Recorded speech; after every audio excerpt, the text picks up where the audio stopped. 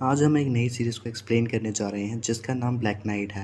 ये नेटफ्लिक्स पर अवेलेबल है और ये काफ़ी अच्छी सीरीज़ है और सबको एक बार ज़रूर देखनी चाहिए। आज हम इसका पहला एपिसोड एक्सप्लेन करने वाले हैं। ये सीरीज़ दुनिया के ख़त्म होने के बाद की कहानी को बयां करती है। हमें मुख्य किरदार कहानी सुनाते हुए शुरू करता है, जिसे इसमें केवल 5-8 बुलाया जाता है और वो एक डिलीवरी मैन है। तो सीन के स्टार्टिंग में हमें ये सब शुरू कैसे हुआ ये बताया जाता है। तो कहानी में 40 साल पहले पृथ्वी पे कॉमेट टकराता है, जिसके कारण लगभग सभी महाद्वीप पानी में डूब जाते हैं और कोरिया रेगिस्तान में तब्दील हो जाता है। इस वक्त दुनिया की आबादी केवल 1% ही बचती है और पृथ्वी पूरी तरह प्रदूषित हो चुकी थी। हवा में ऑक्सीजन की मात्रा पर्याप्त नहीं थी और अब आर्टिफिशियल तरीके से ऑक्सीजन को तैयार किया जा रहा था ताकि बची हुई जनसंख्या को जीवित रखा जा सके। और इस समय सभी के हाथ पर क्यूआर कोड थे। ये क्यूआर कोड उनकी रजिस्ट्रेशन की पहचान थे, यानी ये उनके लिए एक उनकी पहचान का तरीका था। और इसी क्यूआर कोड की मदद से सभी को खाना, पानी और ऑक्सीजन की सप्लाई दी जाती थी। और जिन लोगों के हाथ पर क्यूआर कोड नहीं होता था वो रेफ्यूजी थे, जिन्हें किसी भी तरह की कोई सुविधा उपलब्ध नहीं कराई जाती थी। तो इस दुनिया में लोगों को 3 वर्ग में बांटा गया था।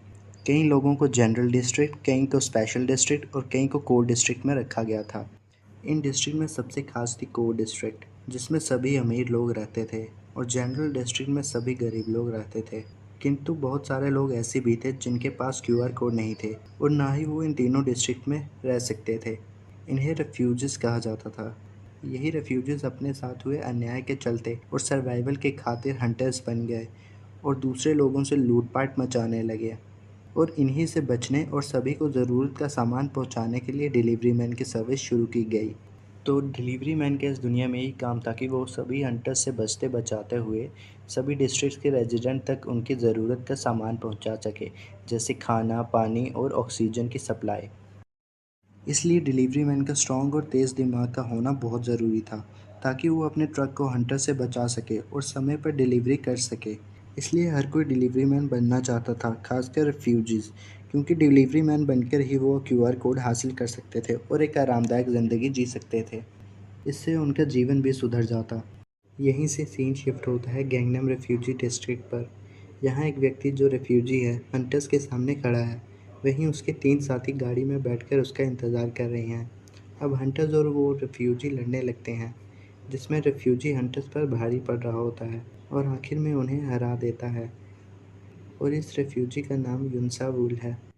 वहीं 5-8 जनरल डिस्ट्रिक्ट में डिलीवरी देने आता है और ये पार्सल जेन्युइन ग्रुप की तरफ से होता है, जो डिलीवरी मैन सर्विस मुहैया कराता है और सभी लोगों की ऑक्सीजन और बाकी खाने पीने की ज़रूरतें भी पूरी करता है। अब 5-8 पार्सल लेकर डिलीवरी देने बूढ़े आदमी के घर जाता है और इस वक्त हर घर में ऑक्सीजन सप्लाई बनाए रखने के लिए घरों में ऑक्सीजन सिलेंडर्स लगाए जाते हैं। 5-8 वही ऑक्सीजन सिलेंडर्स लेकर आया होता है। 5-8 सिलेंडर्स चेंज करता है। 5-8 व्यक्ति को सलाह देता है कि घर में ऑक्सीजन की मात्रा 20% के नीचे जाते ही उसे ऑर्डर कर देना चाहिए। अब 5-8 व्यक्ति का क्यूआर कोड स्कैन करता है और उसे खाना ऑर्डर करने की सलाह देता है, पर व्यक्ति उसे कहता है कि उसके पास कुछ ज़्यादा सिक्के नहीं बचे और अगर उसके सिक्के जल्दी ख़त्म हो जाएंगे तो वो ऑक्सीजन भी ऑर्डर नहीं कर पाएगा। वहीं रेगिस्तान में कुछ हंटर्स एक डिलीवरी मैन जो 5-7 है उसे पकड़ लेते हैं और उसका कंटेनर लूटने लगते हैं। अब हंटर्स के बॉस की नज़र 5-7 के हाथ की तरफ जाती है, जिस पर क्यूआर कोड होता है। अब हंटर का बॉस उसे लेने के लिए 5-7 का हाथ काटने वाला होता है। उसी वक्त 5-8 अपने ट्रक के साथ वहां आ जाता है और उनसे लड़ने लगता है। 5-8 सब पर भारी पड़ रहा होता है। वहीं हंटर बॉस बाइक लेकर भाग रहा होता है, पर 5-8 उसे रोक लेता है और अंत में मिलिट्री वहां आकर हंटर बॉस को पकड़ लेती है। वहीं सीन शिफ्ट होता है और जनरल डिस्ट्रिक्ट का सीन दिखाया जाता है। यहाँ एक घर में एक लड़की जिसका नाम चेयोंग सुला है, वो योनसा वुल का इंतज़ार कर रही होती है। अब योनसा वुल जनरल डिस्ट्रिक्ट में छुपते छुपाते हुए एंटर करता है और छुपकर देखता है कि एक बच्चा जो कि रेफ्यूजी है उसे हिरासत में लिया जा रहा होता है, क्योंकि किसी भी डिस्ट्रिक्ट में रेफ्यूजीज़ को पालना इलीगल था। अब योनसा वुल घर में घुसता है। यहाँ सियोला जो डिफेंस इंटेलिजेंस में मेजर है और जिसने बचपन से यानसा वुल को छुपाकर अपने घर में रखा होता है, उससे लड़ने लगती है और उसे नीचे गिरा देती है। अब सिउला को पता चलता है कि यांसा वुल घर से बाहर गया था और इसी बात पर वो यांसा वुल को पनिश करती है।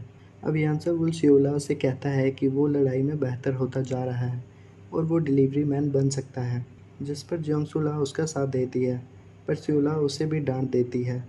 सिउला यांसा वुल से कहती है कि उसे डिलीवरी मैन बनने की ज़रूरत नहीं है, वो कुछ ना कुछ सोच लेगी, जिस पर यांसा वुल सिउला से कहता है कि सिउला के लिए ये मुमकिन नहीं है, वो उसे क्यूआर कोड नहीं दिला सकती। सिउला यांसा वुल को 15 दिनों के लिए घर से ना निकलने के लिए कहती है। अब ना चाहते हुए भी यांसा वुल को सिउला की बात माननी पड़ती है। वहीं दूसरी तरफ 5-8 दिखाया जाता है, जो जनरल डिस्ट्रिक्ट में बने अपने घर में एंटर करता है। 5-8 के फ़ोन पर मैसेज आता है। यहीं से सीन शिफ्ट होता है और कुछ टूटी पुरानी बिल्डिंग के बीच में से होती हुई कुछ गाड़ियाँ दिखाई जाती हैं, जो रेफ्यूजीज़ के एरिया से ट्वांगमामून गेट से होते हुए कोर डिस्ट्रिक्ट की ओर चली जाती है और चिम्योंग ग्रुप में एंटर करती है।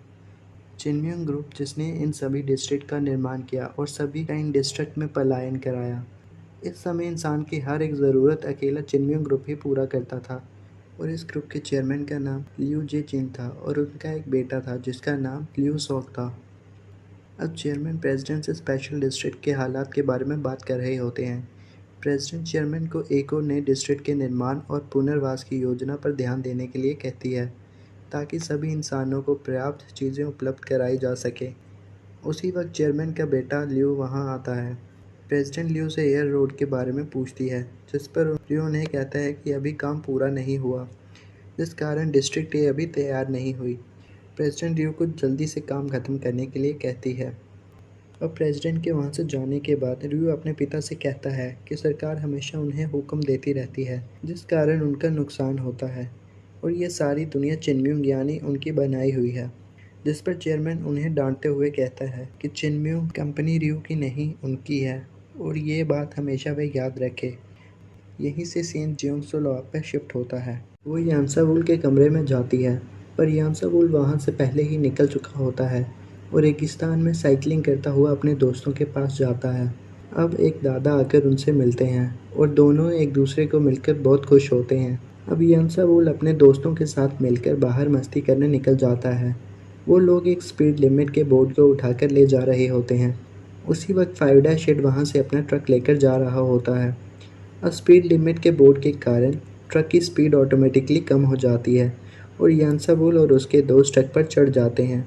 5-8 स्क्रीन पर यह सब देख रहा होता है और अब 5-8 अपनी गाड़ी को दाएं बाएं मोड़ने लगता है, जिससे यांसा वुल के दोस्त ट्रक के किनारे पर लटक जाते हैं और 5-8 उन्हें झटका देकर नीचे गिरा देता है, पर यांसा वुल ट्रक के अंदर घुसने में कामयाब हो जाता है। यांसा वुल 5-8 को पूछता है कि क्या वही लेजेंडरी 5-8 है और अपना परिचय देने लगता है, पर 5-8 उसे बाहर गिरा देता है और वहां से चला जाता है। अब दादा छत पर बैठे होते हैं। उसी वक्त रेडियो पर रेत के तूफान के सिग्नल मिलते हैं, जिससे दादा एक बड़ा घंटा बजाकर सबको चेता देते हैं। यहीं रेत के भवंडर 5-8 के ट्रक को भी घेर लेते हैं। 5-8 ट्रक से बाहर निकलकर चलते हुए डिस्ट्रिक्ट ए के गेट नंबर 8 पर पहुंच जाता है। यहाँ पहुँचने का उसे मैसेज मिला था। 5-8 बाइनोकुलर्स की मदद से देखता है कि कुछ ट्रक्स एयरकोर्ट लेकर डिस्ट्रिक्ट ए में एंटर करते हैं। उसी वक्त सियोला वहाँ आकर डिस्ट्रिक्ट ए की छानबीन करने लगती है, पर ल्यूसोंग का राइट हैंड वहाँ आकर उसे मना कर देता है और वापस जाते हुए सियोला अपने टीम से डिस्ट्रिक्ट ए के राज के बारे में बात करती हुई जाती है। वहीं बीच रास्ते में उन्हें 5-8 का ट्रक खड़ा हुआ मिलता है, जिससे पूरी टीम सतर्क हो जाती है। उसी वक्त 5-8 वहाँ आ जाता है और सियोला 5-8 से पूछती है कि वो डिस्ट्रिक्ट ए के पास क्या कर रहा है और वो गाड़ी छोड़कर कहाँ गया था, जिस पर 5-8 बहाना बना देता है और वहाँ से चला जाता है। सीन शिफ्ट होता है और यांसा वुल घर में एंटर करते दिखाया जाता है। यहाँ सियोला वर्चुअल जॉगिंग कर रही होती है। सियोला यांसा वुल को रूम में जाने के लिए कहती है। यांसा वुल देखता है कि उसके कमरे में बहुत सी बॉक्सेस रखे होते हैं, जिसमें रोज़मर्रा की ज़रूरत के सामान होते हैं। उसी वक्त सियोला बाहर से दरवाज़ा बंद कर देती है और यांसा वुल को अंदर बंद कर देती है, ताकि वो दोबारा भागकर बाहर ना जा सके। जिस पर यांसा वुल उसे दरवाज़ा खोलने के लिए कहता है, पर सियोला दरवाज़ा बिल्कुल नहीं खोलती। यहीं सीन शिफ्ट होता है और रेफ्यूजी डिस्ट्रिक्ट की लेबर मार्केट दिखाई जाती है, यहाँ 5-8 दिखाया जाता है जो एक लड़की की मदद करता है जो ऑक्सीजन सिलेंडर के ख़त्म होने के कारण बेहोश हो गई होती है। 5-8 उसे ऑक्सीजन सिलेंडर देता है और इससे पूछता है कि वो अकेली क्या कर रही है, जिस पर लड़की उसे बताती है कि उसके पिता ऑक्सीजन और खाना लेने गए हैं। लड़की उसे बताती है कि वह बड़ा होकर 5-8 की तरह डिलीवरी मैन बनना चाहती है ताकि वो सभी रेफ्यूजीज़ की मदद कर सके। उसी वक्त वहाँ 5-8 का एक साथी आता है। 5-8 उसे बताता है कि डिस्ट्रिक्ट ए में हो रहे प्रोटेस्ट को दबा दिया गया है और उनका खबरी भी गायब है, जिस पर उसका साथी 5-8 को कहता है कि हो सकता है कि उनका खबरी मारा जा चुका हो। 5-8 उसे आगे बताते हुए कहता है कि एयर कोर अब डिस्ट्रिक्ट ए में है, इसलिए अब उसे ही जाना होगा और 5-8 वहाँ से चला जाता है। वहीं दूसरी तरफ कुछ लोग रेफ्यूजीज़ में ऑक्सीजन और खाना बांट रहे होते हैं और लोगों की जांच कर रहे होते हैं। ये सब भी 5-8 के साथ ही डिलीवरी मैन ही थे और ये सब डिलीवरी मैन चिनम्योंग ग्रुप के खिलाफ एक साथ थे और इनका एक ही मकसद था कि चिनम्योंग ग्रुप ख़त्म हो जाए ताकि रेफ्यूजीज़ को भी इंसाफ दिलाया जा सके और चिनम्योंग के गलत इरादों को रोका जा सके। वहीं यांसावुल घर में कैदी बन गेम खेल रहा होता है। जियोंग उसे खाना खाने के लिए कहती है। उसी वक्त दरवाजे की आवाज़ आती है जिस पर कोई डिलीवरी मैन आया होता है। अब जियोंग सुला पैकेज रिसीव करने जाती है जो 5-8 लेकर आया होता है। जियोंग सुल उससे पूछती है कि उसका पैकेज तो 5-7 डिलीवर करने वाला था। 5-8 उसे बताता है कि 5-7 बिजी था, इसलिए 5-8 वहाँ आया है। अब जियोंग सुला 5-8 के साथ फ़ोटो खिंचवाती है क्योंकि 5-8 काफ़ी पॉपुलर होता है। 5-8 बाकी डिलीवरी कर रहा होता है। उसी वक्त कोई सीसीटीवी के कैमरों को ऑफ कर देता है और कोई डिलीवरी मैन जियोंग सुला के घर में कुछ गुंडों के साथ घुस जाता है और जियोंग सुला को पकड़ लेता है। यांसावुल दरवाज़ा तोड़ने की कोशिश करने लगता है और गुंडों को भी पता चल जाता है कि घर में कोई और भी है।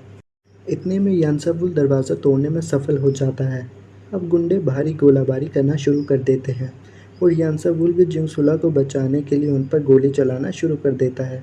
अब गोली गुंडों को लग जाती है और वो मारे जाते हैं, पर इसी बीच एक गोली जियोंग सुला को भी लग जाती है जिस कारण वो भी मारी जाती है और वो यांसावुल के सामने ही दम तोड़ देती है।